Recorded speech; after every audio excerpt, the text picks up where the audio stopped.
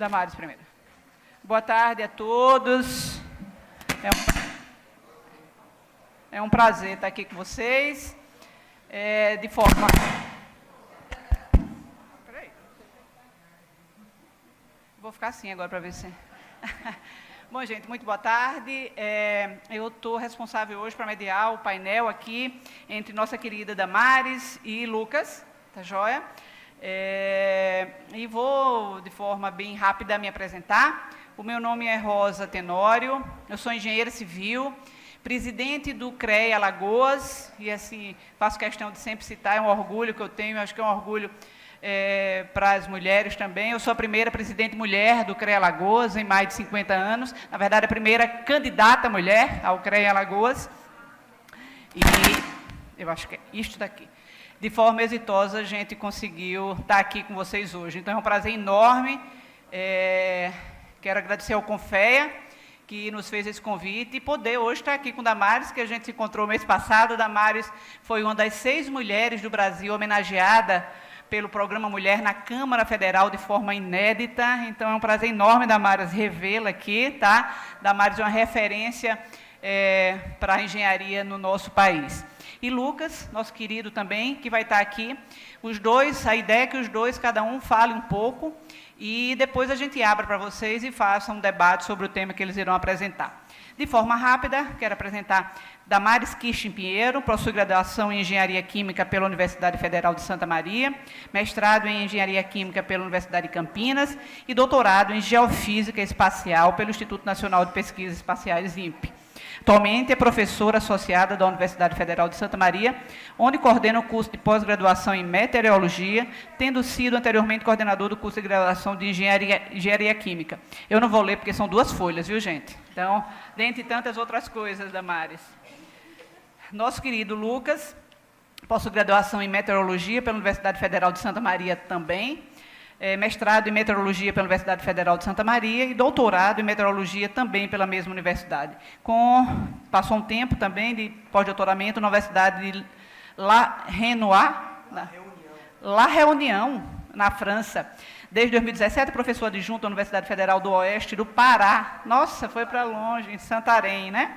Coordenador do Laboratório de Modelagem Atmosférica e Previsão do Tempo, membro do Comitê de Pesquisa e um dos criadores do Observatório Atmosférico da Amazônia.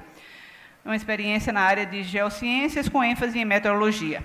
Bom, esses são os nossos debatedores na tarde de hoje. Sem mais delongas, gostaria de convidar para a sua apresentação nossa querida professora Damares Kirsten Pinheiro.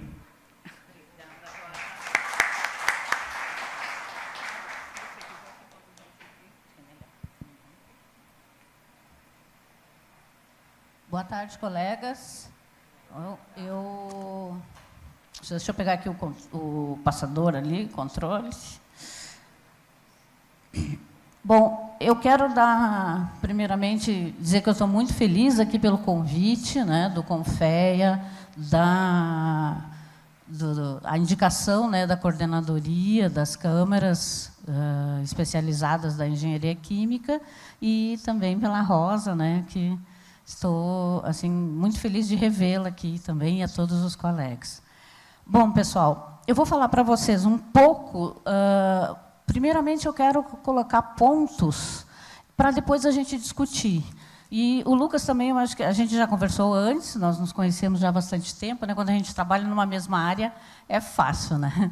E aí a gente mais ou menos planejou algumas coisas para mostrar para vocês, para incitar discussões. Porque aonde a maioria vê problemas, eu vejo oportunidades. Tá? Então, nós estamos com problemas ambientais sérios na nossa atmosfera, mas nós, como engenheiros, a gente tem muitas oportunidades. E, pessoal, quando eu falo, que o pessoal falou, né, não aperta para lá nem para cá, é lá. Né? Tá. Quando o pessoal fala, assim, quando eu falo em engenheiros, né, eu não estou falando só engenheiros, eu estou falando também agrônomos, eu estou falando também meteorologistas. Então, eu quero que todos, né, todos os profissionais do nosso sistema, eles se englobam dentro dessas oportunidades para o futuro, que eu vou mostrar um pouquinho para vocês. Bom, a primeira coisa que eu quero mostrar para vocês, né, o problema que a gente está acontecendo, que a gente está vendo atualmente. Num relatório da Organização Mundial da Saúde, que saiu agora em abril de 2022, eles detectaram, através de estações de medidas espalhadas em vários países, em todos os continentes, que 99% da população do mundo vive em locais onde pelo menos um dia teve, né, que excediam os padrões de qualidade do ar da OMS. Gente, isso é um dado alarmante. Tá? De acordo com esse mesmo relatório, e também agora de 22, a OMS ela acredita que a poluição atmosférica está associada com cerca de 7 milhões de mortes ao ano no mundo. É muito mais do que a Covid. Nós fizemos todo esse AUE, eu não estou falando, pelo amor de Deus, né? Não estou contra a Covid nem o lockdown. Não botem palavras na minha boca, tá? Eu sou a favor do lockdown, naquele momento era necessário. Mas, gente, nós temos um problema pior e que ninguém fala. Tá? Ninguém está dando bola para isso. Isto aqui não é nevoeiro. É uma cidade na China. Isso é o ar que os caras estão respirando. Tá? Então, esse é um ponto extremamente importante. É um problema muito sério. De acordo com a... Eu estou dando spoiler aqui, né? De acordo com a OMS, diversos problemas associados ao meio ambiente nos afetam, né, a nossa saúde. Tá? E eu e Lucas vamos comentar, principalmente, sobre a parte da poluição do ar, não só a poluição do ar externa, como a gente normalmente está acostumado a ver, o lado de fora, mas também existe a poluição do ar interna, dentro das casas, dentro de ambientes fechados. Por exemplo, como nós aqui, nós estamos num local onde nós temos em torno do quê? Eu acho que umas 1.000 pessoas, pelo menos, nesse evento, envolvidas num ambiente completamente fechado. Tá? Se não fosse a parte da circulação, da ventilação, desse ar, nós teríamos problemas sérios aqui de poluição. Tá? Então, ele tem que estar sendo trocado, esse ar, e espera-se que o ar do lado de fora esteja melhor. Que não sei, não. Tá? Mas, vamos lá. Bom, gente, e eu vou falar também para vocês um pouco das mudanças climáticas e o que nós, engenheiros, podemos trabalhar quanto a isso. Tá difícil. Tá. Não é que só está o problema aqui, lá o computador está meio lentinho também. Gente, em termos de poluição externa, nós temos várias fontes. Né? Uma das principais, ou as principais, são essas aqui. Né? Os processos industriais, que a indústria não é mais, vamos deixar bem claro, não são mais os grandes, digamos assim, vilões, né? Não é mais, pelo contrário, as regulamentações elas estão melhorando muito, e aí eu falo não só no Brasil, mas em vários países, certo? Mas, claro que ainda assim, ainda tem alguns problemas que vêm, né, algumas emissões industriais. O maior vilão agora, gente, é o transporte. Tá? E aí eu falo não só veículos maiores, como ônibus, trens, caminhões, aviões, como também os carros, né, motos. Certo? Então, por que esses são os grandes? Porque a frota mundial de carros ela é imensa. A frota mundial de carros é muito grande. Nós realmente estamos... Isso aqui é algo que é comum em muitas cidades, né? Esse tipo de transporte, esse tipo de cena, onde tu vê um carro atrás do outro. Tá? Então, realmente... esses carros, eles têm como base o quê? Queima. São todos motores a combustão. Podem estar queimando a gasolina, pode estar queimando álcool, pode estar queimando diesel, pode estar queimando gás, né? Mas são todos à base de combustão. E se a gente pensar, né, vocês se pensarem no que é a combustão, mesmo que a gente fizer esses motores aqui 100% eficientes, tá? O que é um motor 100% eficiente? Que queima todo o combustível. E aí, quando tu queima um combustível orgânico, o que tu emite numa queima completa? Tu emite água e CO2. Então, não resolveu o problema da atmosfera, porque tu está mandando CO2 para lá. Tu não está mandando poluentes orgânicos, mas tu estás mandando CO2. E um dos maiores problemas atualmente que a gente tem na atmosfera é a quantidade de CO2 na atmosfera. Então, não adianta fazer os veículos com motores a combustão 100% eficientes. Claro que é melhor que sejam eficientes, óbvio, né?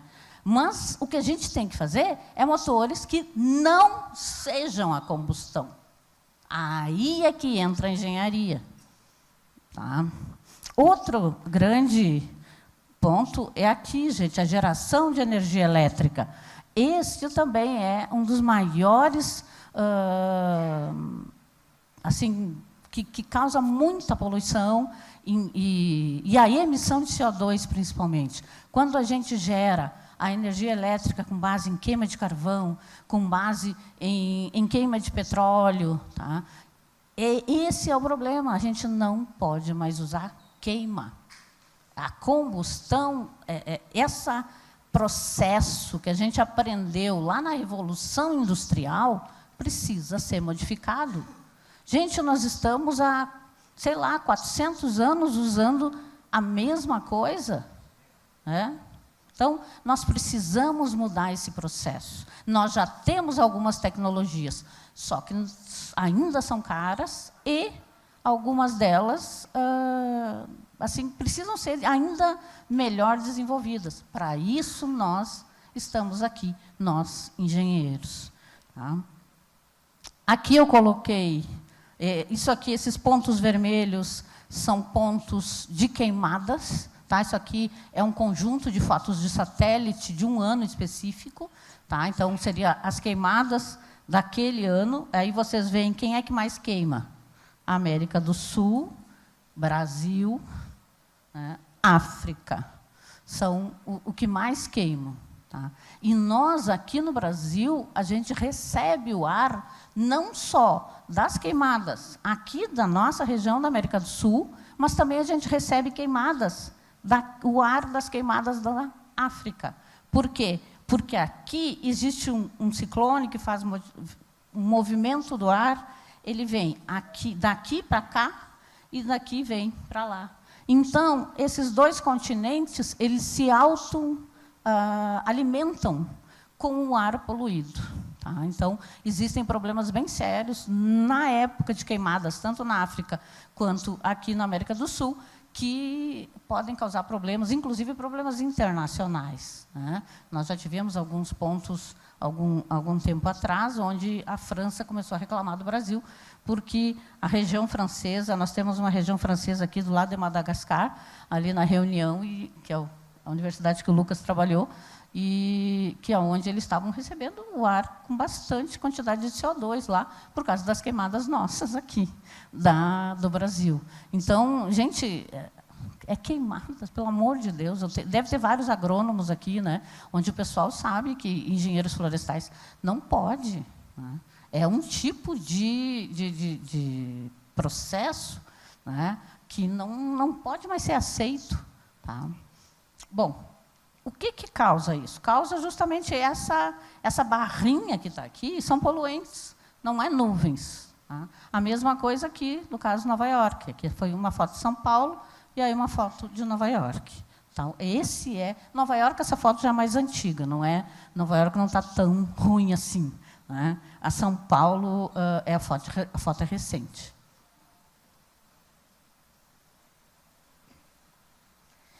Agora, eu quero falar um pouquinho das fontes da poluição interna. Tá? O que a gente não se dá conta nas nossas casas. Olha aqui, gente. Nós temos queima, bastante. Tá? Aqui os fogões a lenha, por exemplo. No caso, no Brasil, a gente não tem assim tão forte, porque o fogão a lenha é mais algo mais para o sul, né, que é onde o frio está mais acentuado, e aí usa-se o fogão a lenha para aquecimento também. Mas ele é um problema muito sério, por causa justamente da fumaça, das emissões, do CO, CO2, tudo que é gerado a partir da queima, né, no caso aqui, geralmente, é a lenha que se queima. Tá? Mas existem também, em alguns países mais pobres, a fonte de iluminação é isso aqui, gente, é vela, é lâmpadas a querosene, ou seja, são usadas, né, queima também para iluminação. Ainda existe isso é muito característico ainda da África. Muitos países da África têm muita coisa sobre isso. Né? Além disso, a gente tem também, associado ao frio, normalmente, as lareiras, também é outro ponto que causa bastante poluição. Mas a gente tem aqui, gente, as tintas usadas nas paredes, solventes para botar carpetes, tapetes. Né? A gente tem também os produtos de limpeza. Aí eu pergunto para vocês, quem é que não gosta de chegar em casa e estar com aquele cheirinho gostoso de limpeza na casa? Né? Pois é, quando eu chego em casa e está isso, geralmente eu saio abrindo tudo quanto é janela. A minha mãe fica furiosa comigo, porque ela mora comigo e diz, não pode, deixa esse cheirinho bom. Não vou deixar esse cheirinho bom. Isso aqui é poluição. Isso aqui são compostos orgânicos que estão fazendo mal ali, que podem fazer mal à pessoa que está ali. Agora, não vão me dizer que não é para limpar a casa, pelo amor de Deus, não estou falando isso. Limpem, tá? Mas arejem, façam o ar circular para que não haja aquele acúmulo daqueles poluentes. Bom, eu tirei semana passada. Isto aqui é um site da Organização Mundial da Saúde. Ele mostra as estações, cada pontinho desses são as estações de coleta de dados de qualidade do ar no mundo. A NASA, a OMS criou, né, junto com a ONEP e algumas ONGs, criaram este site que é online, vocês podem acessar a qualquer momento, é o IQAir, iqair.com, tá? E ele vai mostrar o índice da qualidade do ar. Nesse momento que eu tirei, olhem aqui, gente, 83,6% dessas pessoas que moram nessas cidades estavam respirando ar que extrapolava os limites os padrões de qualidade do ar. 83,6% nesse momento estavam respirando padrões, né, o ar com problema na qualidade do ar. Tá? Então, isso é extremamente perigoso. Deixa eu só mostrar aqui para vocês isto. Aqui, gente, ó, eu quero mostrar isso aqui também. E aqui começa o primeiro ponto que a gente precisa. Tá? Olhem aqui. O que isso aqui na Europa, olha a quantidade de pontos na América do Norte, na Ásia. Tá? Gente, olha a merreca que a gente tem aqui no Brasil. Nós precisamos aumentar as estações de coleta de dados. Tá? Nós temos que melhorar muito a nossa coleta de dados. Certo? Então, não dá, isso aqui é muito pouco. E se vocês pegar, mais da metade é a CETESB, de São Paulo. Nós temos somente a CETESB aqui no Brasil? Não, né? A gente tem outras que precisam melhorar. Outros que têm que botar as estações de medidas. Tá? Então, nós precisamos de apoio. Não é só os profissionais em si que trabalham com isso, nós precisamos do apoio do governo. Isso aqui, por exemplo, aqui no Rio Grande do Sul. O Rio Grande do Sul só tem uma em Porto Alegre, mantida pela FEPAM. Tá? Então, não dá, gente. A FEPAM não pode ser só uma. Tá? No caso, eu falo porque eu sou gaúcha. Né? Tá? Então, Esse é extremamente perigoso. Tá? E aqui já estava sendo monitorado algumas queimadas, tanto que aqui, eu não me lembro qual das capitais aqui, né, por favor, me ajudem, e que estava com, olha aqui, gente, era roxinho. O que é o roxo? De 7 a 10 vezes o limite da qualidade do ar para esse aqui, que é material particulado 2,5. Isso aqui, gente, se vocês analisarem, o azul, ele é dentro dos padrões da qualidade do ar, ou seja, o ar está bom. O verde é de 1 a 2 vezes, excede o padrão. O amarelo, 2 a 3 vezes. Aqui, de 2 a 5 vezes, de 5 a 7. O roxo é de 7 a 10. E o marrom é acima de 10 vezes a qualidade do ar, excedendo, né, o padrão que deveria ter a qualidade do ar. Então, gente, a situação, se vocês olhem para o mundo, eu não estou nem falando para vocês olhar só para o Brasil, né? Olhem para o mundo. A maioria excede os padrões da qualidade do ar. Nesse momento, a exceção, por incrível que pareça, é os Estados Unidos. Tá? Claro que isso aqui é um retrato de um dia, de um horário, né? Mas, no relatório da ONU, as médias... Opa!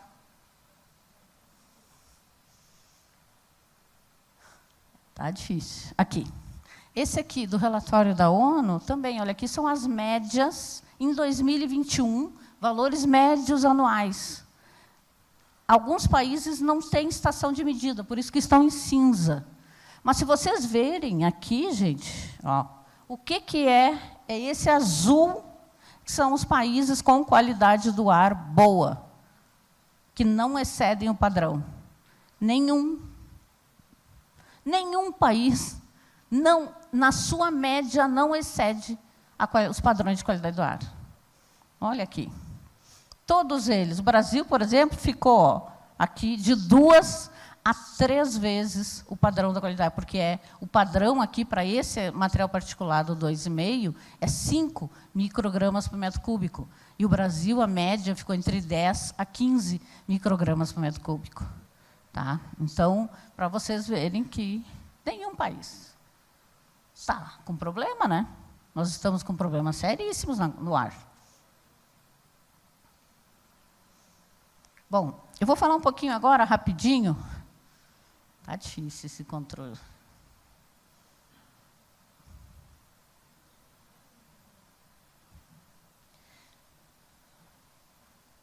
Ele está passando 3, 4 slides ao mesmo tempo.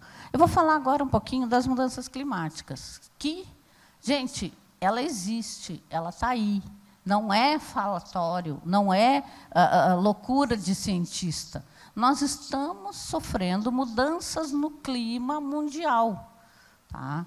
Então, não é só o fato de ter mais eventos extremos, ou calores que causam maiores níveis de queimadas, ou dias mais quentes. Tá? Então, tem várias outras consequências, não é só isso. Né? Bom, o que causa, o que foi o fator que causou e que ninguém pode dizer que não existe, o que não... Gente, nós temos aqui os 3 principais gases do efeito estufa, né, que são gases que, ao absorverem a radiação, eles liberam calor. Tá? Então, esses gases aqui, olha aqui, ó, o CO2, se nós considerarmos a partir de dados medidos de testemunha de gelo, tá? Ou seja, o ar, quando o gelo ele congela, ele prende microbolhas de ar. E a gente analisa esse ar lá dentro para ver quanto de CO2 tem. E olha aqui, gente, desde 1750, ou seja, da Revolução Industrial, a quantidade de CO2 na atmosfera já aumentou 150%. A quantidade de metano, 260%. Olha, só de 2019 para 2020, nós tivemos um aumento de 0,60%. Só que 2020 foi um ano que eu vou mostrar para vocês com menos CO2. Tá? Este aqui é também a mesma coisa, CO2. Aqui nós estamos falando metano e aqui N2O, né, o óxido nitroso. Então, olha aqui, ó, este aqui, todos os três, desde 1985, esses dados aqui são dados medidos na estação de Mauna Loa, que é uma da estação no Pacífico, uma das estações com ar mais limpo que a gente tem. Tá? E olhem aqui, gente, está tudo subindo. Essas aqui são as taxas de crescimento ao ano. Com exceção do metano aqui, no início ali do século XXI, onde os processos de uso do metano para a geração de combustível, eles tiveram uma melhora nesses anos, e aí conseguiram capturar um pouco, né, do metano, mas, no resto, está tudo aumentando. Esse é o problema. Isto aqui é a causa de todas essas mudanças. Nós estamos emitindo demais esses gases. CO2 está associado com praticamente todas as queimas, tá? Todas as combustões. O metano está associado em diversas coisas, mas principalmente com a agricultura e pecuária. Tá? Os animais lançam bastante, terras alagadas, o óxido nitroso também, bastante ligado à agricultura, certo? Este aqui, vocês podem estar me perguntando, tá, e ali o lockdown da Covid, o que fez? Realmente a Covid melhorou. Aqui, ó, é uma análise feita no último relatório da UNEP, de 2021. Esse roxinho é a comparação, a razão entre o que foi lançado em 2020 para o que foi lançado em 2019. Tá? Então, quase todos os países diminuíram, alguns mais e outros menos, mas não emitiram tanto em 2020 do que em 2019. Aqui é no geral, gente, não é só especificamente um único gás, é um conjunto. Já em 2021, comparado com 2019, que muitos países de 2021 tiveram também alguns lockdowns, né? Mas a gente vê que só 3 países houve um aumento nas emissões. Né? Olha o Brasil lá. Foi um dos países que aumentou. Qual é a causa desse aumento aqui? Queimadas. Não foi porque a gente saiu do lockdown em 2021. Não. Isso aqui foi o aumento de queimadas. Que nós continuamos, ano a ano, aumentando as queimadas.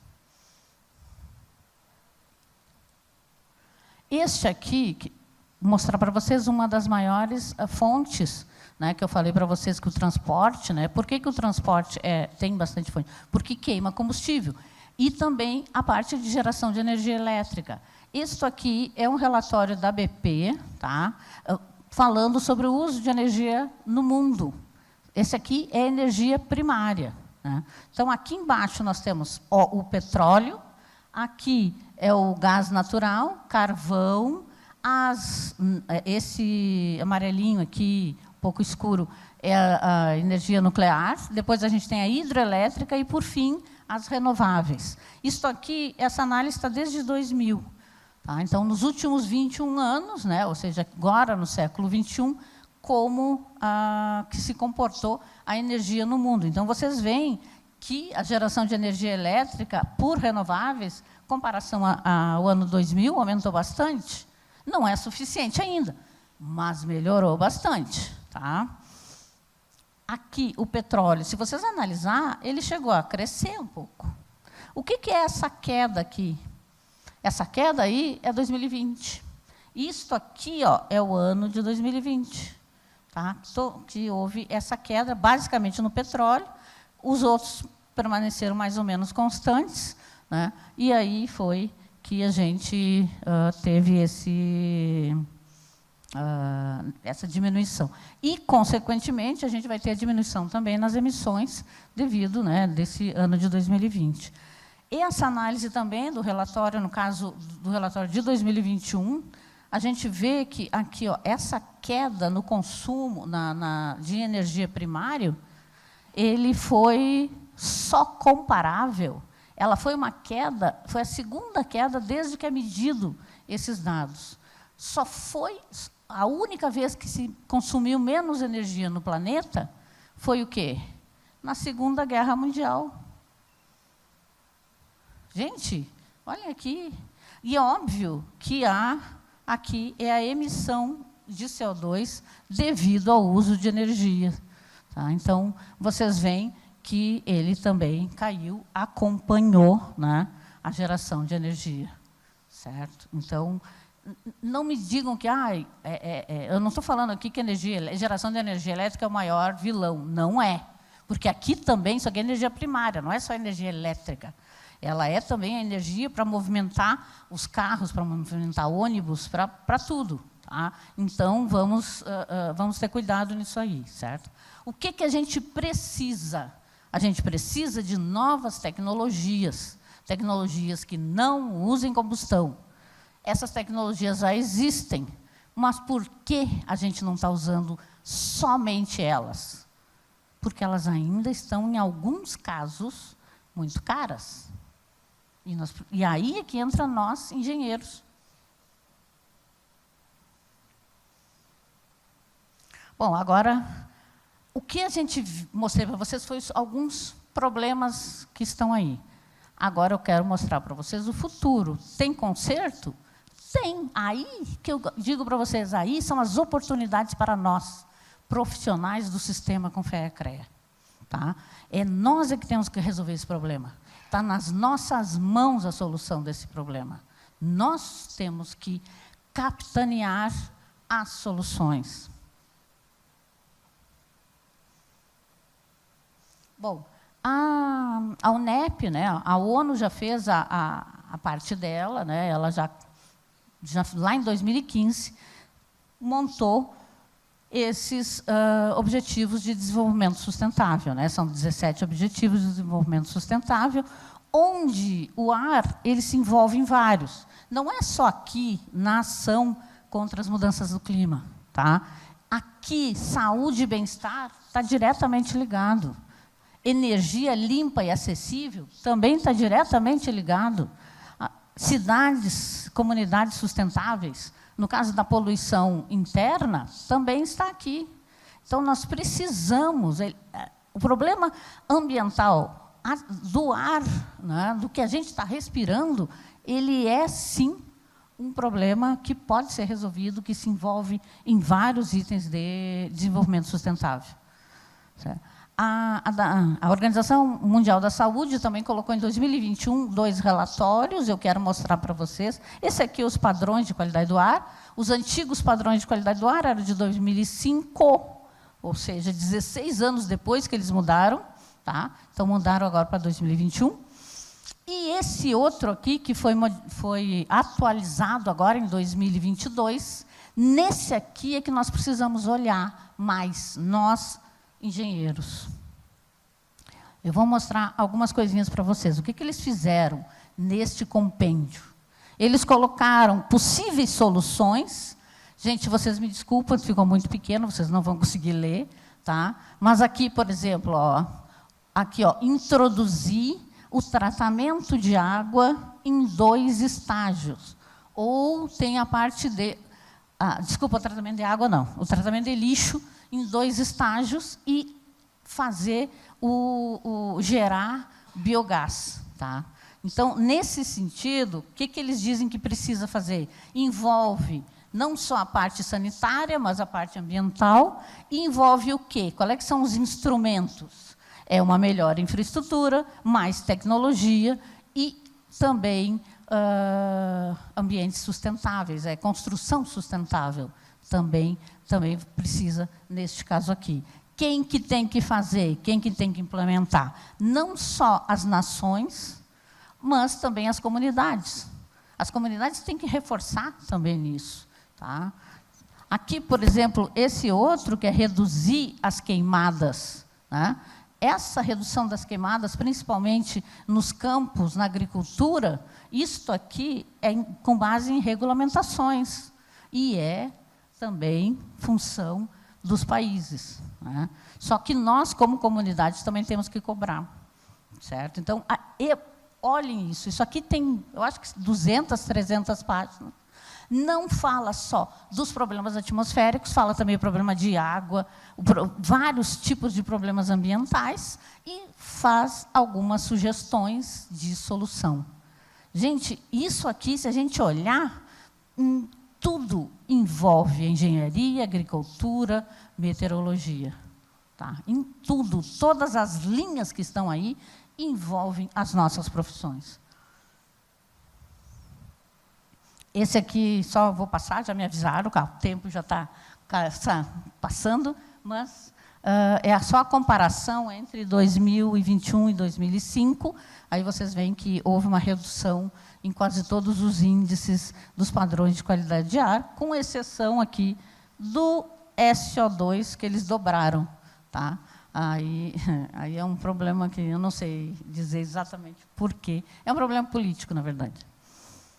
Bom,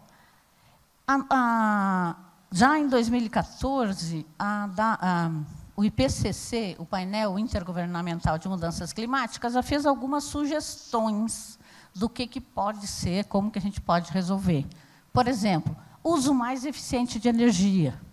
Tá? Então, não é só a gente usar menos ou mais, é mais eficiência. Por exemplo, por isso que a gente trocou. As lâmpadas de casa não são mais como essas aqui, ou as incandescentes. Elas são LED agora. É isso que a gente está usando nas casas. Por quê? E aí veio o quê? Veio os engenheiros eletricistas que fizeram o desenvolvimento desses novos produtos para a gente disponibilizar, para a gente poder trabalhar com energia mais eficiente. Tá?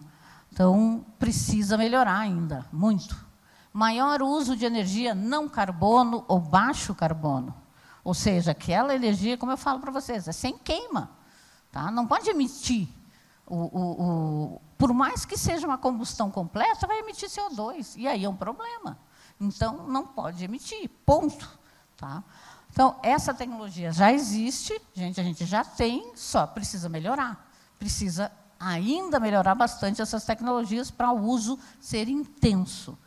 Por exemplo, né? Aí vocês vão estar falando, os painéis solares. Tá, energia solar, excelente, né? Muito bom a energia solar. Ainda está barata para a gente botar nas casas? Não está barata ainda, mas já é alguma coisa. Só que, por exemplo, assim, não é simplesmente sair instalando em tudo quanto é lugar painel solar.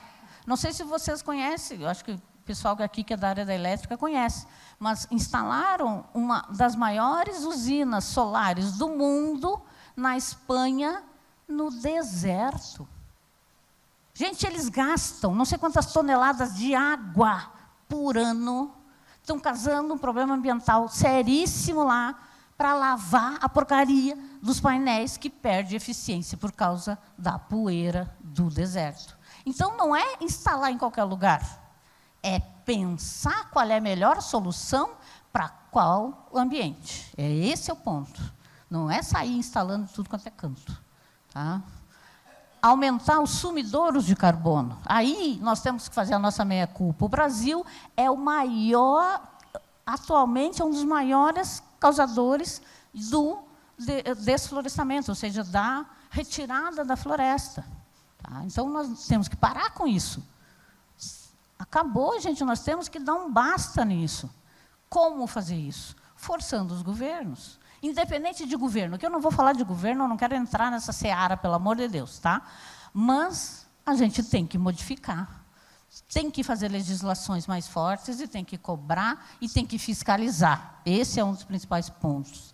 Tá? Outro ponto, melhorar o gerenciamento. Não é só reflorestar, plantar novas florestas. Não é qualquer, o pessoal da engenharia florestal sabe aqui que não é qualquer árvore que eu vou plantar que vai me capturar o CO2 de forma eficiente.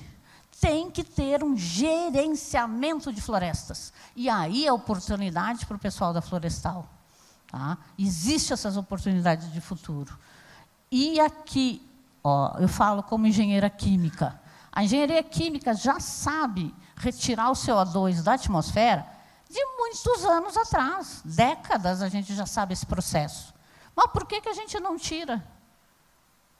Primeiro, porque a gente não consegue tirar ele com uma pureza muito boa, E aí é um dos pontos, a gente tem que fazer ele numa pureza medicinal, e aí a tecnologia existe, mas aí fica caro para as empresas. Né? Uma Coca-Cola da vida, por exemplo, que usa muito CO2, ela pode simplesmente retirar da atmosfera o CO2. Mas é um processo que ainda está caro, tem que melhorar ainda esse processo, para se atingir a qualidade que eles precisam, certo?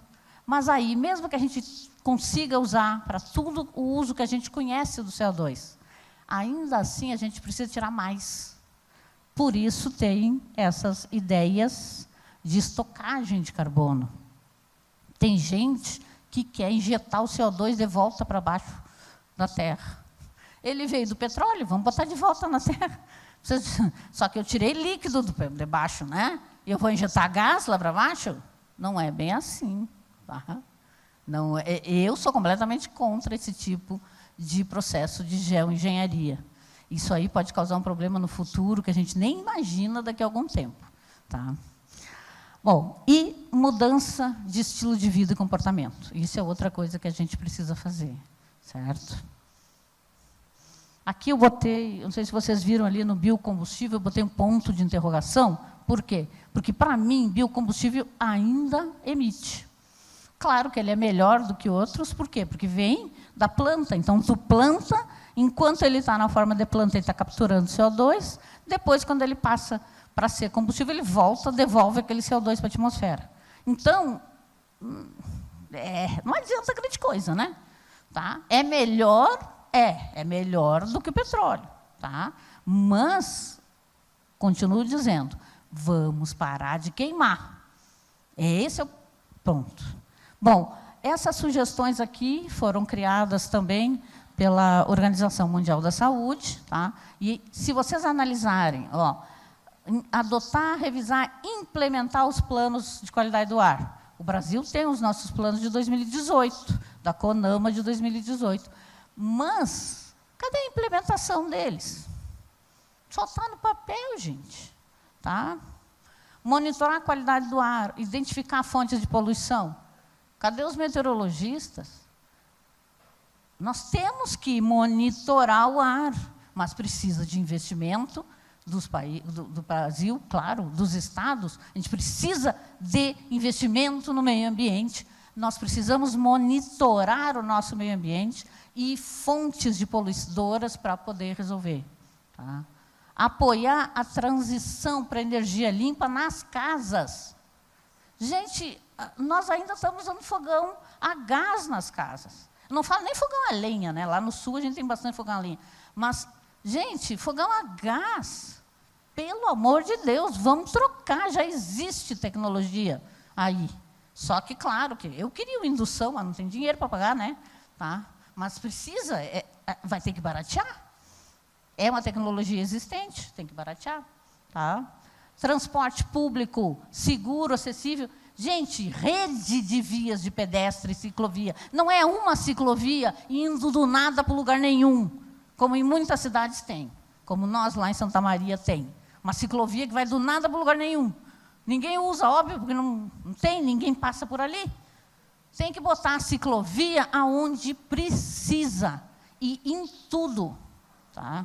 É necessário. E agora, bom, gente, olhem todas essas coisas aqui. Tá? Tudo.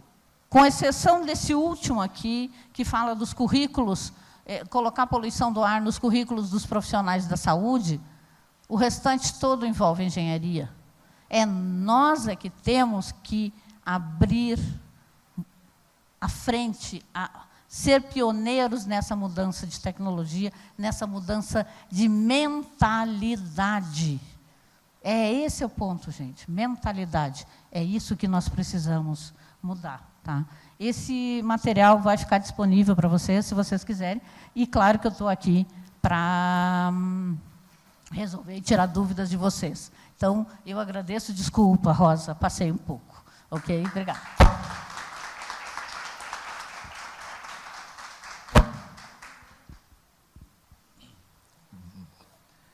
Bom, então, boa tarde.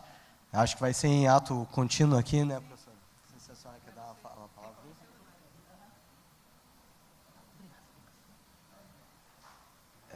quiser trocar a apresentação. Então, eu sou o professor Dr. Lucas Vaz Pérez, da Universidade Federal do Oeste do Pará, em Santarém, no Pará. Eu fui o primeiro aluno de doutorado da professora Damares, terminei o doutorado agora no final de 2016, e vou fazer a apresentação aqui do Observatório Atmosférico da Amazônia e a importância do monitoramento ambiental em face às mudanças climáticas. Tá?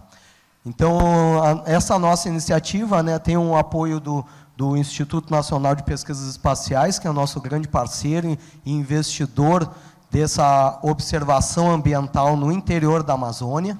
Né? A Organização Meteorológica Mundial também apoia essa iniciativa de nós realizar essas medidas ambientais no interior da Amazônia como o único ponto, praticamente, que está realizando esse tipo de medida que eu vou mostrar. Tá? Além das universidades parceiras, como a Universidade Federal de Santa Maria, Universidade de La Reunião.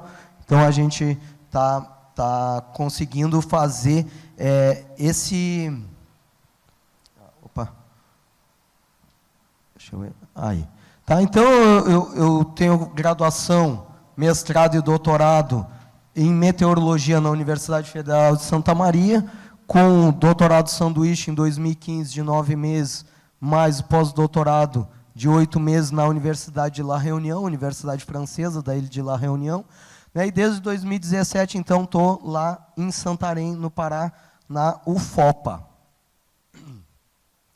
Então, o gás ozônio, né, ele é esse filtro que mantém a vida na Terra. Né? Sem ele, esse gás filtrando a radiação ultravioleta, nós estaríamos todos queimados aqui.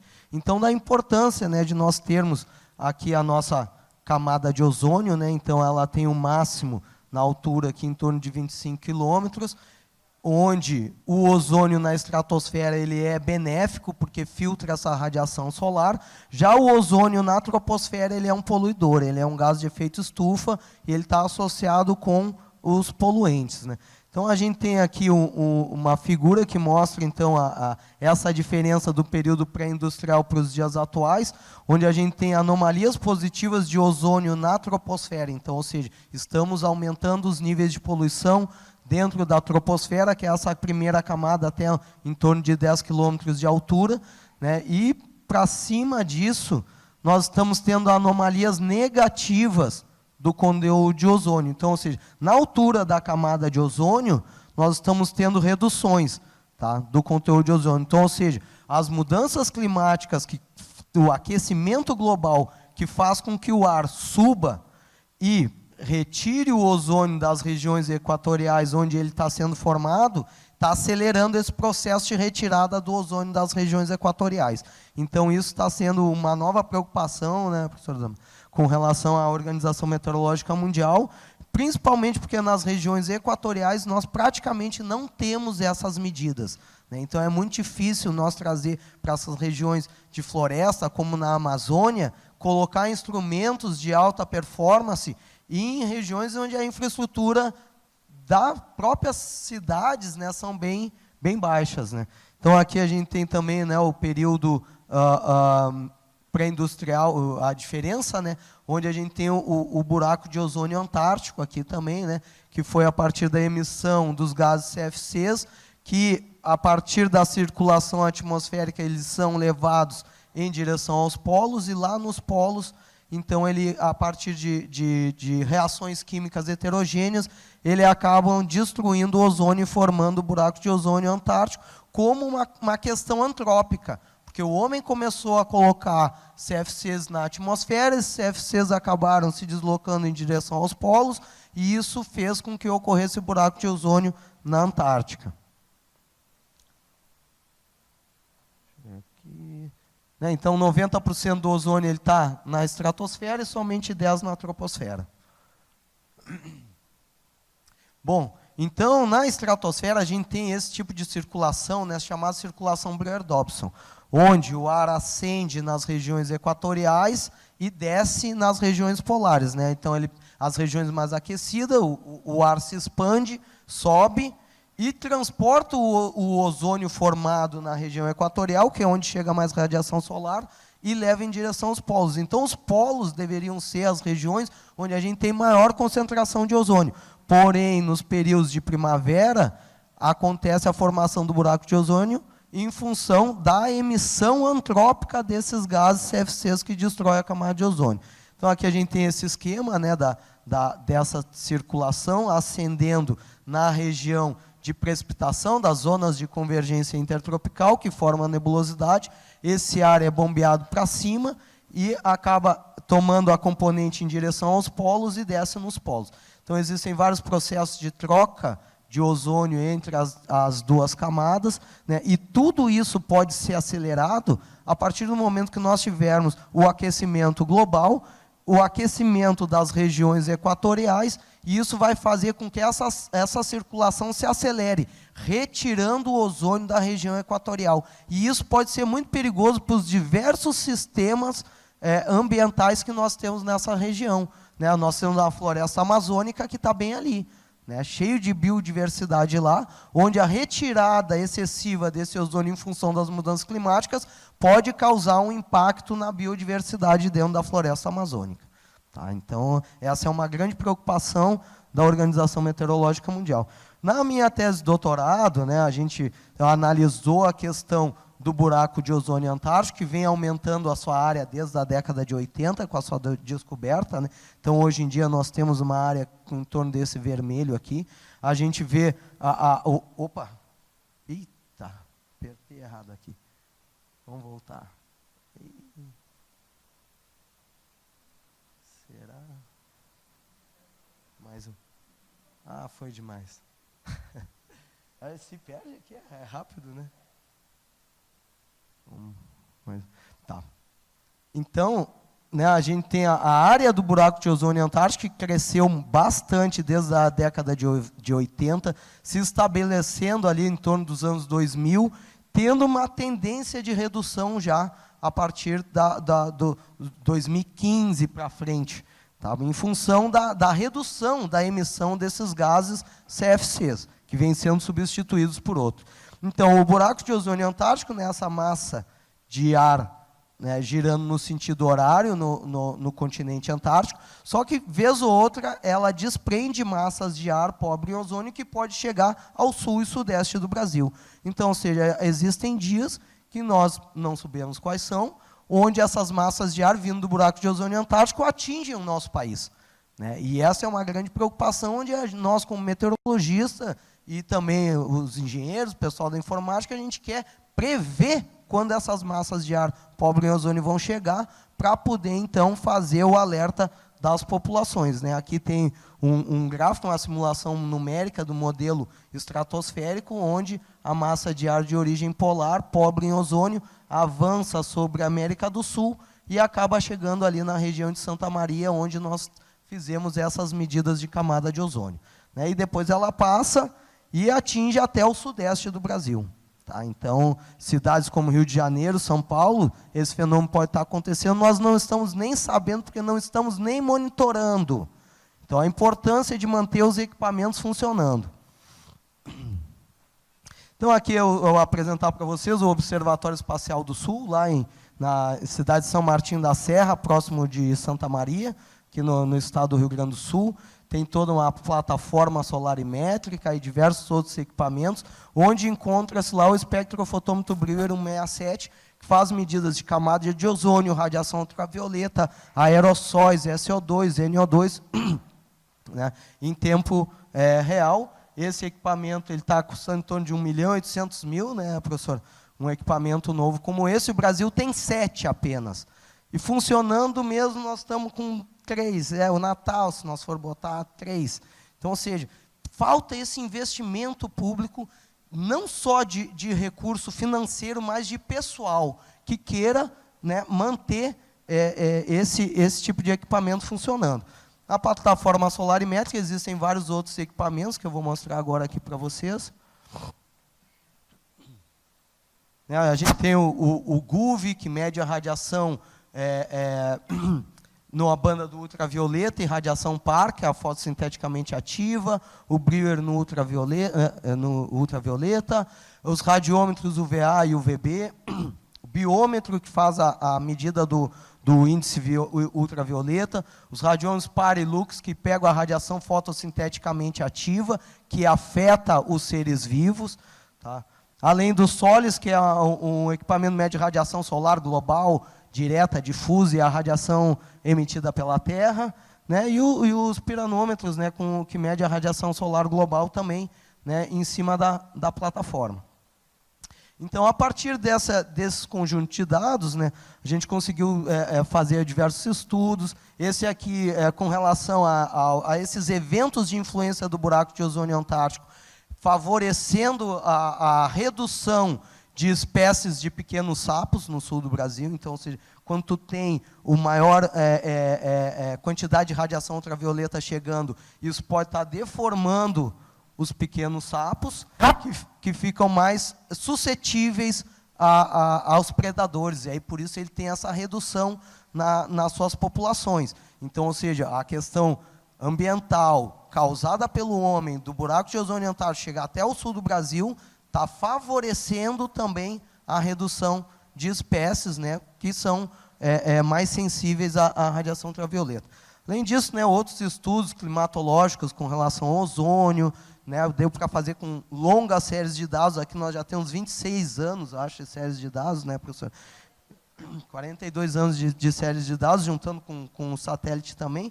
Então, a gente consegue analisar essa climatologia e ver o que são os ciclos naturais que estão ocorrendo dentro dessas séries de dados, para poder, então, a partir de conhecer o que são os ciclos naturais, mensurar o que são as ações antrópicas em cima desse conjunto de dados e o que a gente pode fazer para mudar essa história. Tive também a oportunidade de passar na Estação Brasileira da Antártica, que é na Península Keller, na Ilha Rei Jorge.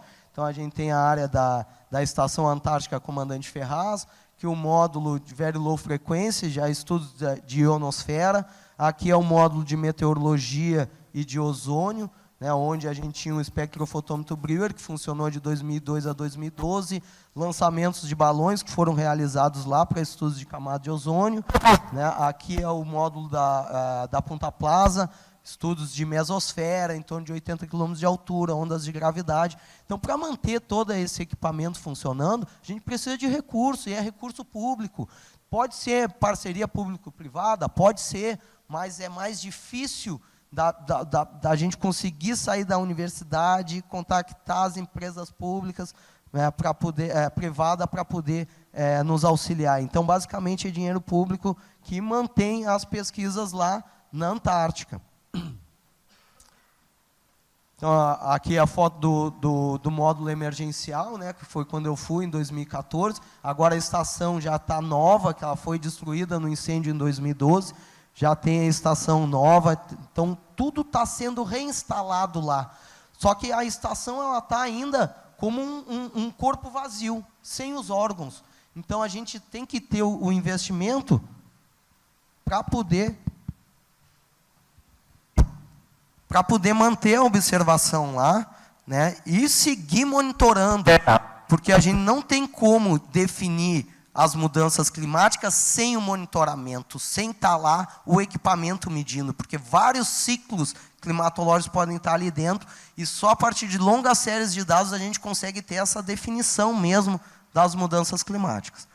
Então, a gente vê com relação ao monitoramento ambiental de ozônio e radiação ultravioleta, que a América do Sul como um todo é pobremente povoada com relação a esse tipo de medida. E que o interior da Amazônia, então, meu Deus do céu, é onde não se tem nada mesmo. Tá? Então, são medidas inéditas, inovadoras, que a gente está buscando fazer lá. Aqui, com relação ao lançamento de balão estratosférico, a gente vê que o Brasil só tem um ponto de medida, que é Natal.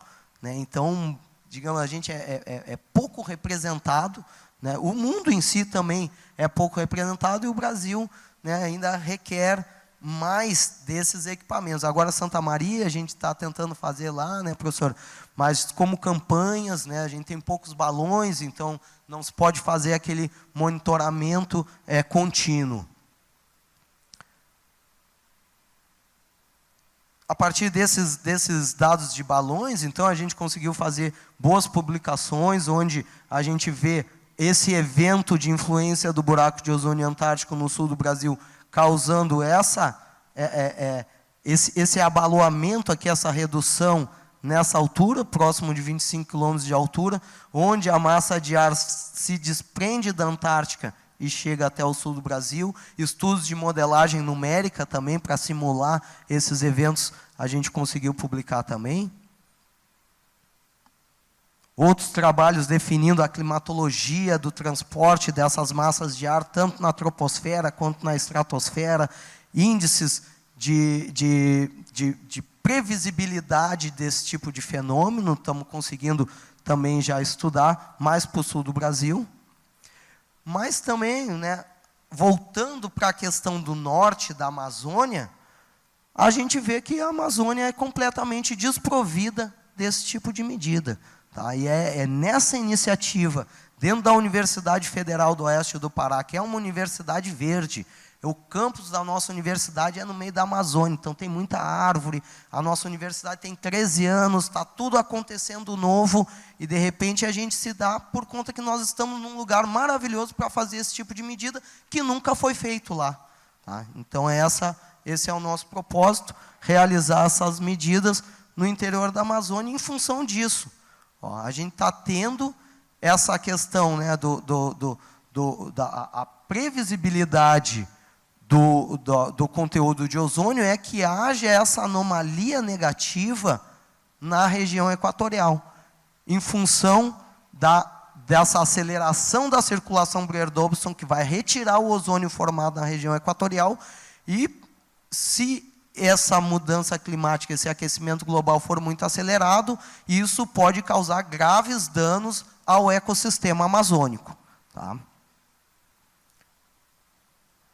Então, lá na fazenda da UFOPA, em torno de 37 quilômetros de Santarém, tem a fazenda da UFOPA, em torno de 660 hectares, temos salas de aula para 50 pessoas, um alojamento para 20 pessoas, e no ano de 2017, o curso de Ciências Atmosféricas montou uma primeira torre meteorológica lá, né, medindo, então, temperatura, vento, umidade, pressão, toda essa questão meteorológica mesmo. Só que as parcerias, né, e o INPE, o Instituto Nacional de Pesquisas Espaciais, vê a nossa universidade como um ponto de apoio no interior da Amazônia. Então eles perguntaram, e aí, estão afim de uma plataforma do projeto Sonda, que nem tem lá em Santa Maria, lá? Nós, é claro. Quanto é que custa uma plataforma? Em torno de R$2 milhões. Pode trazer, vamos trabalhar e vamos botar. Então aqui está o alojamento ali da fazenda da UFOPA, e a gente tem uma área de 1 hectare, né, em torno de 700 metros, onde a gente iniciou, né, a construção dessa plataforma, que é única em toda a Amazônia. Única em toda a Amazônia. Então, isso deu trabalho, porque como faltam recursos, a gente mesmo teve que meter o braço e fazer. Então, a gente tem aqui, né, o início do sonho, era só mato. Um dia assim, quando eu cheguei lá, era só mato. E aí a gente limpou a área. Bom, a chegada do material, o caminhão já atolou, porque a Amazônia mesmo não é fácil. Não é fácil. A partir do momento que tu bota uma estação meteorológica no sul, sudeste, é completamente diferente do que tu botar uma na Amazônia. É serviço, é calor, é trabalho, é falta de infraestrutura. Problemas simples lá são muito mais complicados, né, de fazer essa mudança lá. Mas, né, os caminhões do INPE chegaram com o container, nós mesmos montando uma plataforma. Então aqui está o engenheiro do INPE, o professor da UFOPA lá, né, nós tudo trabalhando, nós mesmos, aqui é só o professor da UFOPA e os engenheiros do INPE trabalhando, botando a mão na massa, até que a nossa plataforma, né, ela ficou pronta e nós pudemos instalar os equipamentos lá. Deu serviço, então a gente tem os sólidos, radiação solar direta, global, difusa, radiação emitida pela Terra. O fotômetro, nesse equipamento aqui, o fotômetro CIMEL mede os aerossóis e vapor d'água, e ele é da rede da NASA, do Aeronet. Temos câmera Sky, que tira foto do céu a cada 5 minutos, radiômetro par, estação meteorológica, e tudo ali. Ó. Aqui o engenheiro do INPE lá trabalhando. Então, ou seja, a questão ambiental também é uma questão de engenharia. Porque como é que nós vamos fazer para reduzir o valor desses equipamentos e poder distribuir ele em regiões não monitoradas até o momento? Então, esse também é um desafio de engenharia, é um desafio de tecnologia. Que né, nós, como meteorologistas, vamos acompanhar isso vindo de vocês. Então, nós estamos aqui mostrando um pouco do trabalho, né, esses buracos aqui nós tivemos que pagar para alguém cavar, mas depois tapar foi nós mesmos que tapamos, entendeu? Por falta de gente, falta de dinheiro, mas nós não podíamos perder a oportunidade de ter uma plataforma dessa de 2 milhões de reais lá. Nisso, eu vi que os caminhões do INPE iam ir para lá. Aí eu falei, professor Damares, será que não tem como a gente levar um desses equipamentos quebrados lá para a Amazônia lá? Aí o professor, não, tá, vamos levar um deles. Aí 1.800.000 também, só que esse modelo 94, estava estragado, eu disse, não, me manda. No final das contas, a gente acabou recebendo um contato da Organização Meteorológica Mundial, onde o espectrofotômetro Brewer de Santa Maria e o de Santarém foram para Toronto, no Canadá, foram consertados, calibrados, retornaram há pouco agora para casa, né? E um custo de 100 mil reais cada um deles para ir lá consertar, calibrar e voltar. Então, a gente agora vai passar a fazer essas medidas inéditas de camada de ozônio no interior da Amazônia, em função dessa parceria com o INPE, né, e a Organização Meteorológica Mundial. Nisso a gente inaugurou lá o nosso observatório, o reitor foi lá, né, inaugurar junto com nós, toda aquela questão política e tal, e desde 2020 a gente vem com esse observatório no interior da Amazônia, que tem vários problemas. Um dos problemas piores é esse aqui, ó. Estão vendo o transformador de energia aqui? Nessa foto? Nessa aqui ele não está mais. Então foi roubado 2 vezes. Aí os engenheiros elétricos vão me dizer, pô, mas aí deram mole, né, professor, não sei o que e tal. Podia ser, fazer isso e aquilo, mas eu não sabia, eu sou meteorologista, eu não sei, entendeu? Mas a gente tem a iniciativa e quer botar para funcionar. A gente tem os medidores de isótopos também, então a precipitação cai ali, mede o isótopo, dá para ver a origem de onde veio essa chuva. Tá? Então a gente está numa luta bastante grande para sempre colocar as nossas medidas em funcionamento. Aqui a gente tem o imageador All Sky, que é o novo equipamento que está chegando agora lá na nossa região, onde nós vamos fazer. Então, a plataforma com os sólidos faz medidas na troposfera até 12 km de altura, o espectrofotômetro Brewer faz medidas até na estratosfera, em torno de 24 km de altura, e os imageadores All Sky agora vão fazer em torno de 80, 120 e 250 km de altura, onde Santarém vai ser o único ponto em toda a Amazônia a medir todas as camadas atmosféricas, assim como é feito lá em Santa Maria, na Estação Brasileira da Antártica. Então, agora, esse novo posicionamento estratégico do Brasil de fazer essas medidas ambientais da Amazônia até a Antártica, onde o Brasil vai se posicionar da Amazônia à Antártica fazendo esse tipo de medida, onde a gente vai poder comparar os diferentes ecossistemas com relação ao mesmo tipo de medida. Aqui tem as imagens, então, né, das ondas de gravidade medidas pelas câmeras All Sky. Né, a gente vê esses padrões de ondas de gravidade. Tudo vai ser medido, então, no interior da Amazônia de maneira inédita, nunca feito antes. Então, ou seja, acessar o interior da Amazônia é muito complicado para fazer as medidas. Por isso que lá, a CETESB, lá tem 4 estações de qualidade do ar. Porque é muito mais fácil botar em São Paulo. 40, né? Tem 40. Agora, quantas tinha na Amazônia? Nenhuma. Falta infraestrutura, falta gente especializada lá. Então, por isso que o desafio do ensino na Amazônia, o desafio de fazer medidas meteorológicas e ambientais no interior da Amazônia é muito grande. Por isso que a gente luta lá para poder fazer esse tipo de medidas. Tá ok, pessoal?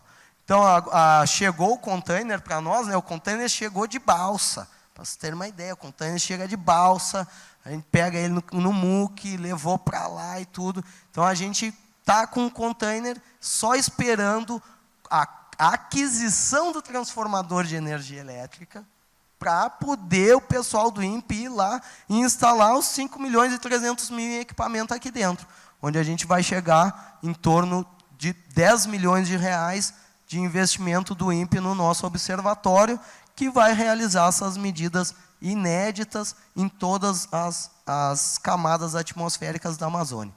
Em paralelo a isso, né, professora, a gente fez a submissão, a professora Damares, né, de um projeto para... eu esqueci o nome ali da Organização Meteorológica Mundial. Convenção de Viena dos gases, dos CFCs, né, de redução dos gases CFCs. Então, eles estão interessados nessas medidas de camada de ozônio, e o nosso projeto prevê, então, a calibração dos 15 equipamentos do espectrofotômetro Brewer da América do Sul, onde a gente já está contando com o ponto aqui em Santarém. Todos eles vão ser levados aqui para Santa Maria, em cima do prédio do INPE, em Santa Maria, vão botar os 15 equipamentos funcionando lá, né, e fazer a calibração e depois retornar, para que a gente possa seguir o monitoramento. Então, né, eu como meteorologista, a minha função em si agora, não sei se é realmente definir se existe um aquecimento global causado pelo homem ou não, mas a minha questão é medir, seguir medindo, sempre medindo e cada vez com mais estações medindo, onde o desafio é baratear o preço desses equipamentos.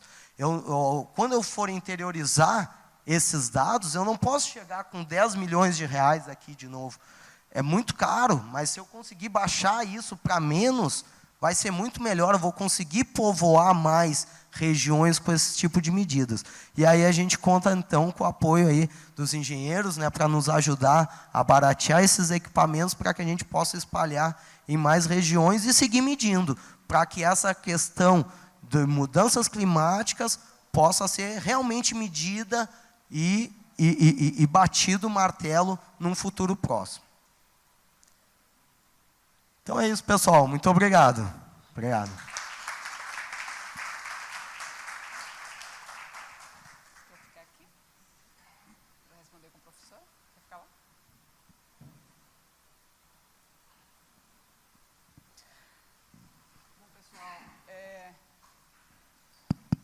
Bom, pessoal, agradecer a professora Damares e ao nosso querido Vaz. E agora abrir para vocês algum questionamento. Eu já gostaria de começar com provocação para vocês. Você falou que, na verdade, você percebe uma redução lá naquela região da Antártica, da camada de ozônio, né, que tem aumentado, por conta desse trabalho intenso, inclusive, de política pública de redução da emissão de CFCs, né?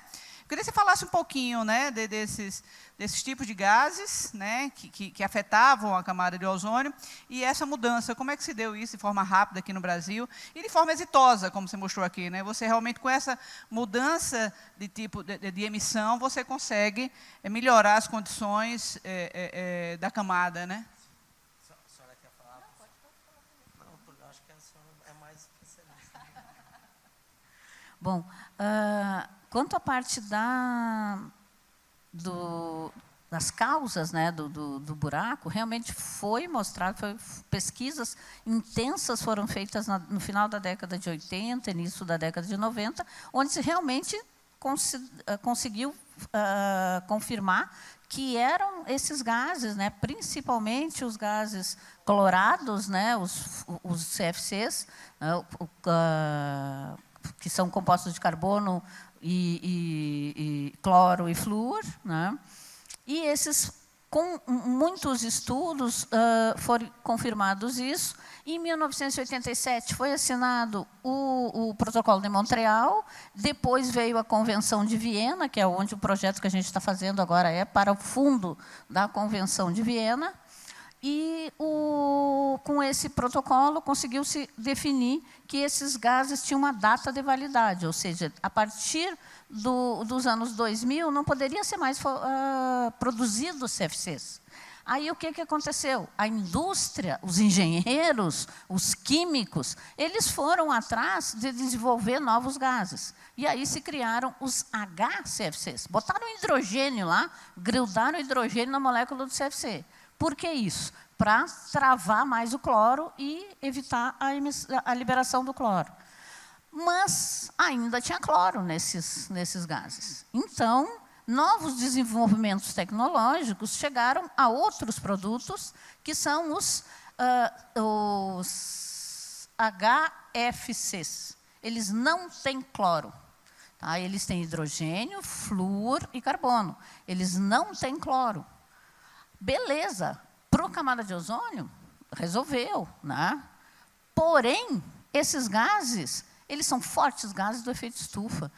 Alguns deles chegam a ser 40 vezes mais eficientes no aquecimento do que o CO2. Então, são extremamente perigosos. Eu não posso simplesmente pegar um gás desses e começar a lançar doidado. Os CFCs, eles têm de 100 a 200 anos de tempo de vida. Por isso que a gente ainda está, apesar de, na década de 80, surgiu o Protocolo de Montreal, na década de 90 diminuiu bastante a produção desses gases, a emissão desses gases, né? E 2000 já a emissão deles já está totalmente abolida no mundo, né? Mas o ozônio está se recuperando, mas ainda está abrindo o buraco, né? É justamente por causa do tempo de vida deles. Eles têm um tempo de residência na atmosfera extremamente altos. E alguns desses gases dessas novas moléculas, têm 5.000 anos de tempo de residência na atmosfera. Que a gente consegue calcular isso, né? Gente, o que acontece quando tu tem 5.000 anos? Esse gás, ele vai ficar 5.000 anos na atmosfera.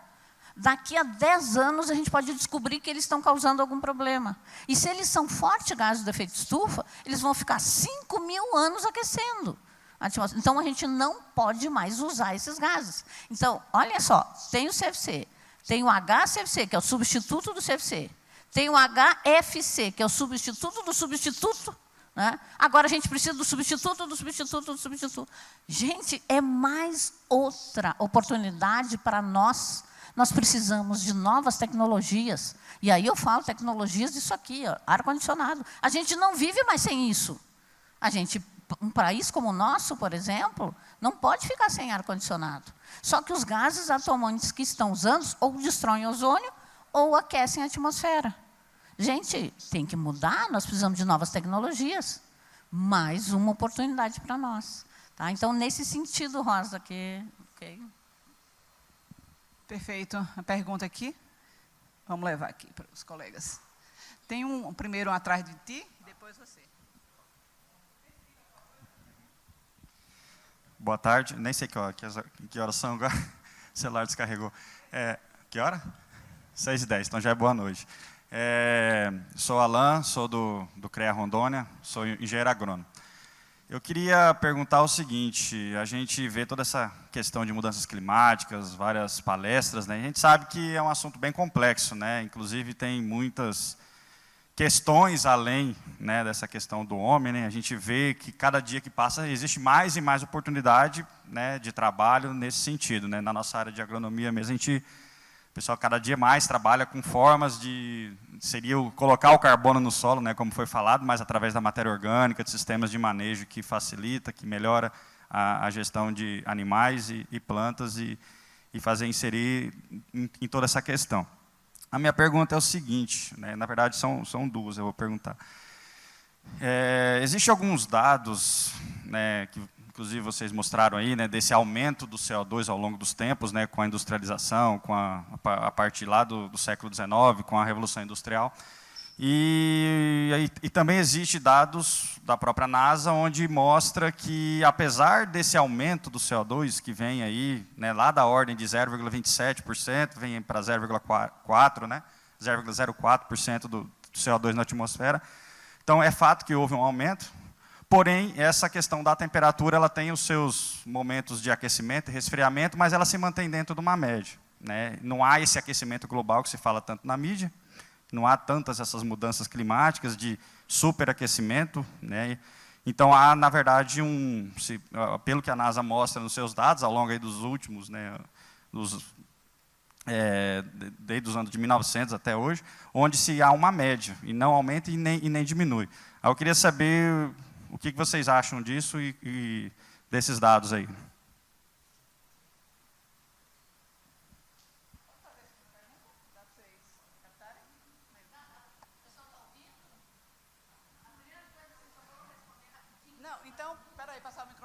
a gente está gravando, né? Pessoal, se vocês quisessem, a gente já fazia. Desculpa o pessoal que está nos assistindo de casa, né? O evento é online também. Bom, pessoal, assim, ó, quanto a isso, a resposta, como a gente faz uma análise na parte da temperatura, né? Ela é uma média global, tá? Primeiro ponto. Existe no planeta uma região que está no inverno, tem uma outra região, ao mesmo tempo, que está no verão. Então, a análise é feita com médias de temperatura. Então, aí a gente já tem um determinado problema, né? Digamos assim. Por quê? Porque a forma de analisar os dados. O IPCC até tentou fazer, eu não sei se vocês viram os últimos relatórios agora, o sexto relatório ele já coloca setorizado por continentes, por exemplo, né, para ver essas médias. E, sim, está se observando aumentos da temperatura. Já está se medindo. Antes, alguns valores, né, eram calculados a partir dessa média. Agora, já se tem dados que já comprovam que há esse aumento. Tá? Inclusive, se a gente analisar as testemunhas de gelo, que a gente consegue fazer uma análise por deutério, com o que teria sido a temperatura na época, né, do ar, na época do congelamento. E a testemunha de gelo a gente tem de 800 mil anos para trás. E de 800 mil anos para trás, a gente vê tranquilamente os 8 ciclos, né, glaciais que a gente teve nesse período, e os últimos 1000 anos, aquele treco lá em cima. Tá? Gente, desculpa, eu não trouxe esse dado para vocês, mas ele é impressionante. E tem medidas já que a gente consegue provar que existe. Só que, como existem várias coisas que afetam a temperatura, não só devido aos gases, dos efeitos estufa, nós temos nuvens, nós temos a própria radiação, nós temos vários efeitos. Então, por isso, ele se mascara aos poucos. Mas 1 grau de temperatura a mais, que é o que a gente está medindo agora, é 1 e pouquinho que a gente está medindo agora, o Lucas depois pode comentar melhor, né? Mas esse 1 e pouco já está fazendo esse estrago imenso que a gente está vendo. Gente, não existia furacão e ciclone na América do Sul. Não existia. Agora a gente tem. Santa Catarina e Rio Grande do Sul são os privilegiados quanto a isso. As mudanças extremas, os eventos extremos que estão acontecendo em Santa Catarina e Rio Grande do Sul estão diretamente relacionados às mudanças climáticas. Então, esse 1 grauzinho único que a gente está vendo nessa média, tá, já está causando problemas seríssimos. Certo? Então, nesse sentido, nós temos que fazer alguma coisa. Porque a temperatura, por ser uma análise global, gente, é um reservatório atmosfera. Ela tem 1000 quilômetros de altura. Tá? Se a gente analisar só a troposfera, tem 15 quilômetros. Mas qual é a área do nosso planeta? Quantos 1000 quilômetros, milhões, bilhões, sei lá, não me lembro agora quanto que é. Mas, gente, é bastante. E tu está conseguindo medir 1 grau de aumento da temperatura? Nesse monte de atmosfera? É muita coisa. Eu acho que uma maneira da gente sanar isso vai ser seguir fazendo as medidas. Então, uma maneira de tu sufocar esse assunto é tu não dar dinheiro para que as medidas sejam feitas. Então, ou seja, se tu não tem medida, tu não consegue determinar isso e ficar sempre nesse, vai para lá, vem para cá. Eu falo aqui, tu fala lá. A gente está sempre com uma opinião divergente. Então, eu acho que a Sociedade Brasileira de Meteorologia, né, assim como a Organização Meteorológica Mundial, vem nessa preocupação de manter suas observações, o que não está sendo fácil, por causa da retirada desse dinheiro, onde a Estação Meteorológica de Santarém está parada há 3 anos. Então, ou seja, tu não consegue ter uma medida de longo prazo, onde os ciclos climáticos ali dentro, como oscilação quase bienal, El Niño, Laninha, ciclo solar de 11 anos, oscilação decadal do Pacífico e outros ciclos maiores, tu não consegue identificar, porque tu tem poucos anos de medidas. E elas não são bem distribuídas, então tu pega uma estação que ela não está tendo esse efeito todo por causa de outros fatores climáticos, mas tem estações que está tendo. Então, gráficos de tendência, a própria regressão linear simples está mostrando esses aumentos maiores do que 1 grau na temperatura em cada uma dessas estações. Então, isso está sendo muito preocupante, que nem a professora falou. Então, eu acho que a minha função como meteorologista e fazendo parte do sistema CREA-CONFEA é manter as observações. Então, talvez não seja eu que vá resolver esse problema, essa questão. Não é para agora a nossa geração. Mas se nós não seguir medindo, essa questão nunca vai se resolver. Então, por isso, da importância de nós mantermos as observações, de nós baratearmos os custos dos instrumentos de observação, para que a gente possa distribuir numa área maior e poder ter esse diagnóstico melhorado. Enquanto isso, é essa guerra de empurrar para lá, empurrar para cá. Empurra para lá, empurra para cá, onde não se tem uma solução. E o não ter uma solução é a solução para quem quer fazer o desmatamento, para quem quer fazer a queimada, para quem quer fazer o uso diferente da terra. Então, a gente tem que ter as medidas. Nós tendo as medidas, nós vamos poder fazer os estudos científicos que vão comprovar ou não. Entendeu? Mas sem as medidas, aí a gente vai ficar só no falatório mesmo. Pessoal, tendo em vista o adiantado da hora, 6h20, vamos para a última pergunta. Quero que você se apresente e faça a pergunta, por favor. Neilton, do Conselho de Alagoas. Antigamente se falava muito no crédito de carbono como uma solução, né, na troca de gases. Ainda existe mercado hoje e se é viável ainda, que a gente nunca mais ouviu falar com clareza. Na verdade, ainda existe, né? Nós ainda temos várias empresas que se beneficiam com isso aqui no Brasil. Tá? Então, existe, ele ainda é válido. Só que o que se verificou a nível mundial, que ele não é suficiente. E esse foi o ponto. Tá? Porque, a nível mundial, as grandes países e grandes emissores, e aí eu vou nomear mesmo, China, Estados Unidos, eles estão continuando o seu nível de emissões e cresce. A China está crescendo absurdamente os níveis de emissão. Eles passaram lá, dos primeiros relatórios do IPCC, eles eram segundo, terceiro, quarto emissores, eles são agora disparado o maior. Estados Unidos e China são responsáveis por mais de 50% de toda a emissão do mundo. 2 países. Tá? Então, gente, é algo que é complicado. Então, só o crédito de carbono não foi solução. Por que foi estabelecido isso? Porque se a gente pensar, vamos comparar o protocolo de Montreal, que trabalhou para a retirada dos CFCs, e o protocolo, o Kyoto. Né? Tá? Então, o que aconteceu? O Montreal, por que deu esse sucesso? É considerado o protocolo da ONU de maior sucesso de todos os tempos, da história. Por que isso? Porque todo mundo queria defender a camada de ozônio? Não, né, gente? Vamos parar de ser besta de pensar isso.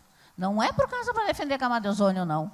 Foi porque as indústrias viram uma oportunidade imensa de ganhar dinheiro.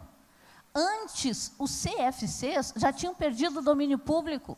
Eles já eram domínio público, eles já tinham perdido os royalties. Por causa do tempo, eles já tinham mais tempo de descoberta. Enquanto que o substituto, não. O primeiro que descobrisse o primeiro substituto ia ficar 50 anos ganhando royalties. A indústria viu como ganhar dinheiro. Por isso que o protocolo de Montreal foi tanto sucesso. E continua sendo, porque agora a gente continua tendo que conseguir mais substitutos, mais moléculas novas. Tá? Agora, o Kyoto não. O Kyoto não tinha nada. As indústrias, simplesmente, elas tinham que reduzir a emissão, ponto. Os países tinham que reduzir a emissão e ponto. O que eles iam ganhar com isso? Aí se criou essa história do crédito de carbono. Mas se viu que não é suficiente. Infelizmente, só o crédito de carbono não vai resolver nada. Precisa de mais coisa. Não sei se eu resolvi a tua pergunta. Uhum. Agradecer, professor Damares, professor Lucas, agradecer aos resistentes. Tem uma pergunta? Então, vamos lá. A última, os heróis da resistência aqui. Boa noite, pessoal. Parabenizar, né, as palestras. Excelentes, muito pertinentes. Acho que a gente vive um momento, não só no Brasil, mas no mundo inteiro, né? A gente vive em uma casa e não adianta a gente fechar a porta de um quarto porque vai pegar fogo e essa fumaça vai chegar nos outros quartos também, né? Eu sempre penso isso. Eu sempre lembro de um professor de sustentabilidade que eu tive que mencionava, que fazia essa menção. Então, parabéns. Foi, né, um momento muito bom. Eu sou a conselheira Valdeísa Tavares, do CREA Ceará, e sou professora também. E é uma área que realmente me entusiasma bastante, né? Discuto muito com os meus alunos. Então, assim, não é nenhuma pergunta, mas mais uma colocação, porque eu lembro que na fala da professora Damares, ela colocou, né, em algum momento ela usou a palavra, né, a expressão energias caras. E eu acho que essa última fala dela acaba justificando um comentário que eu iria fazer.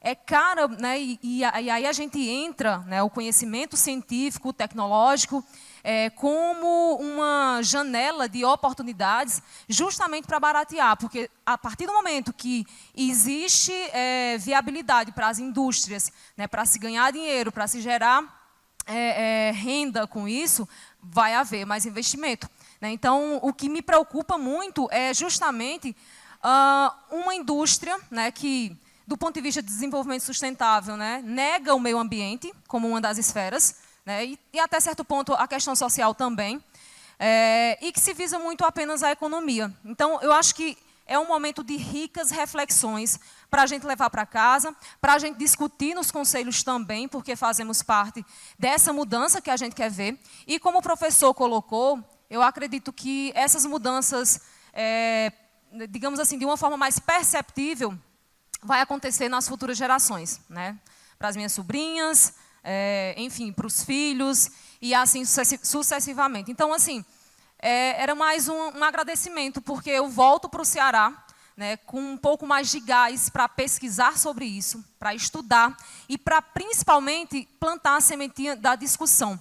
Eu acho que a educação é o caminho, é a porta, né, para que a gente possa ter uma evolução nas tecnologias, e para isso a gente sabe que precisa de investimento. Né? E investimento, a gente sabe que esse fruto não vai ser da noite para o dia. Né? A gente precisa de investimento em educação, em ciência, em tecnologia, né? E, principalmente, pensar um pouquinho fora, né, da casinha, vamos dizer assim, ou da caixinha, como queiram. Então, só, mais uma vez, parabenizar e agradecer a oportunidade desse rico momento. Tá? Obrigada. Eu só quero dar uma palavrinha final, né? Primeiro, agradecer a vocês que estão assistindo, que nos aguentaram até agora, mas, Rosa, a culpa não foi nossa, né? Os palestrantes anteriores também atrasaram. Vamos lá. Não é só nossa culpa. Mas, assim, gente, desculpa, Lucas, a culpa foi minha também, né? Tá, falei demais. Mas o nosso objetivo aqui, e quando nos convidaram, né, o Marino, que está lá nos assistindo, que o Marino fez o convite para mim, para o Lucas, para a gente vir fazer aqui, a ideia era justamente isso, gente, a fazer vocês pensarem, porque é aqui, são esses profissionais que vão modificar o futuro. E não vai ser um governo, um economista do governo, que vai decidir, a ciência e tecnologia precisa de dinheiro. Não. As novas tecnologias precisam... Os caras não vão fazer isso. Se nós não exigirmos, se nós não mostrarmos novas tecnologias, não criarmos novos instrumentos, novas coisas mais baratas, oportunidades melhores, não adianta, a gente não vai cair do céu. Os governantes, eles são limitados. E eu não estou falando só do Brasil, estou falando do mundo inteiro.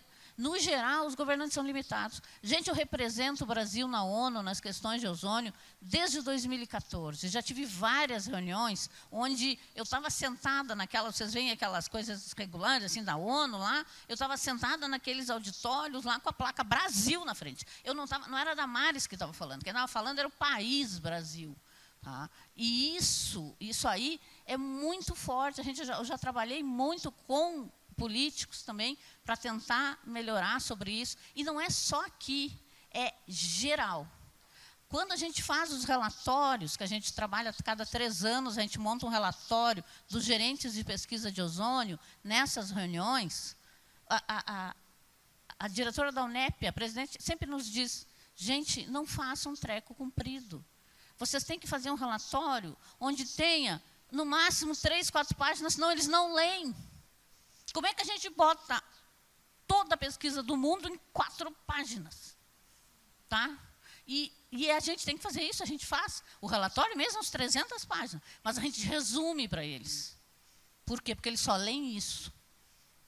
Eu não quero, assim, eles têm outras coisas para se preocupar, tudo bem, mas o meio ambiente é extremamente preocupante, é a qualidade de vida nossa para o nosso futuro. E é com isso que eu quero terminar. Lucas, passo para ti. Eu também só agradecer, né, ao convite de poder estar aqui e fazer essa representação, principalmente da meteorologia, né, dentro do CREA. Nós somos menos de 500 profissionais em todo o Brasil, né, só aqui de engenheiro, acho que a gente tem mais de 1000 hoje aqui, né. Então, essa representatividade aqui dentro, poder falar de clima, poder falar de medidas atmosféricas foi muito bom, e só tenho a agradecer aí ao convite e à presença de todos vocês. Obrigado. Obrigada, professor Lucas, professora Damares. Gostaria de chamar Marino aqui. Marino é o coordenador nacional da Câmara de Engenharia Química, quem organizou essa palestra. E agradecer a todos vocês que ficaram até esse momento, enriquecedor, né?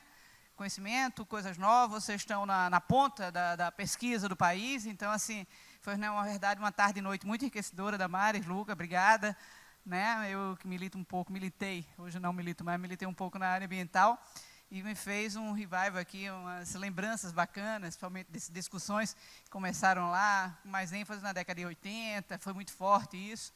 Então, assim, agradecer também a vocês e o conhecimento que trouxeram para todos nós aqui na tarde de hoje. Marino, você como organizador dessa tarde maravilhosa, venha cá só para se despedir da gente.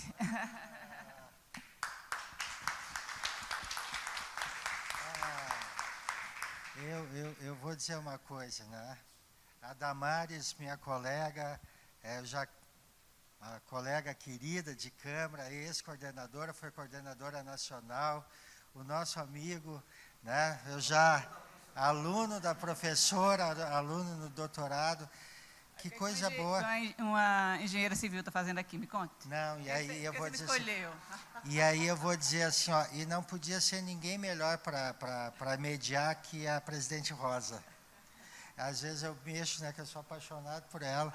Aí eu digo para a presidente Nancy a mesma coisa. Não. É uma questão assim, ó, é maravilhosa nessa nossa área.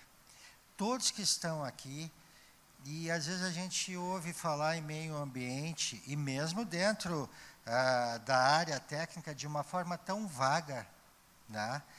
Mas como ela é multidisciplinar. E eu vou te dizer uma coisa, Luciano, eu passei o tempo inteiro dizendo, vocês observem o que será esse trabalho, porque tem uma engenheira química e tem um meteorologista. Né? Aí, de repente, eu vejo o engenheiro agrônomo fazendo o seu questionamento, eu pensei nos biólogos, às vezes tem tanta briga, né? Quando tu apresentaste a questão, porque tem vidas que estão mudando as suas estruturas. Então, e gostei quando se fala a engenharia, porque só há formas criando novas tecnologias que evitem. Tu ajeita uma coisa, estraga outra. Né? É que nem remédio, né? Toma para o colesterol, aí, né?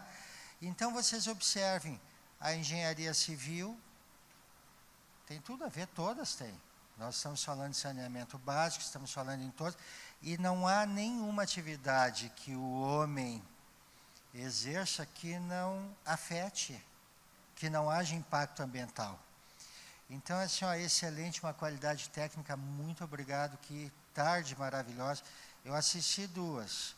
Aqui eu assisti a metade, eu assisti mais a tua, tá, Luciano? Mas não conta para ela, Lucas, né? Mas não conta para a Damares. A Damares eu vi um pouquinho, tinha que sair, entrar, entra e sai. Né? E foi ótimo. O painel da mulher foi maravilhoso, assistiu, conseguiu bem, aí, desculpe, eu tive que dizer para a palestrante que eu me apaixonei também, assim, ó, onde falou em empreendedorismo e diversidade como tudo. E nós todos que estamos aqui, nesse evento, nós temos que ser multidisciplinares e sabermos trabalhar multidisciplinarmente. Agora, que orgulho das nossas universidades, que orgulho da nossa tecnologia, que orgulho da ciência, bem como tu disse, tem que medir. Né? Então é importante, antes de qualquer coisa, diagnóstico. Obrigado, presidente Rosa, obrigado, Damares, professor Lucas também, porque, né? Vocês nos deram uma aula e isso é importante. Obrigado a todos vocês. Eu vi, olha, a gente sabe que é muito complicado, né? Até essa hora, né? Ficar todos aqui foi maravilhoso. Obrigado por tudo. Eu acho que a engenheira civil estava aqui, porque senão a base do Lucas não saía, porque tinha uma base, tinha uma estrutura ali que precisava de mim aqui hoje, viu? Gente, obrigada, viu? Até amanhã. Obrigado, pessoal.